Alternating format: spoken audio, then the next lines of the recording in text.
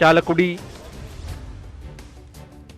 കേരളത്തിലെ എല്ലാ മണ്ഡലങ്ങളിലും ശക്തമായ കനത്ത പോളിംഗ് നടക്കുകയാണ്. ഇപ്പോൾ പോളിംഗ് പെർസെന്റേജിലേക്ക് പോയാൽ 57%ത്തിലേക്ക് ആവറേജ് പോളിംഗ് ശതമാനം എത്തിക്കഴിഞ്ഞു. തിരുവനന്തപുരത്ത് 55.82, ആറ്റിങ്ങലിൽ 56.78, കൊല്ലത്ത് 58.06, പത്തനംതിട്ടയിൽ 58.06, മാവേലിക്കരയിലും 56.33 എന്ന കണക്കിലേക്ക് കാര്യങ്ങൾ പോകുന്നു.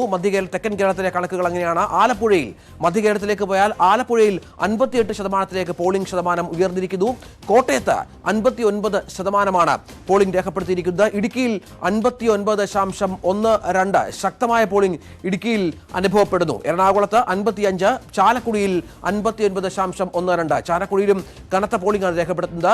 മധ്യകേരളത്തിലെ മറ്റു മണ്ഡലങ്ങൾ ഒപ്പം വടക്കൻ കേരളത്തിലേക്ക് കൂടി പോയാൽ തൃശൂരിൽ 57% പോളിംഗ് രേഖപ്പെടുത്തി കഴിഞ്ഞു ഈ സമയം വരെ. പാലക്കാട്ട് അത് 58.77, 59%ത്തിലേക്ക് എത്തിയ സാഹചര്യമുണ്ട്.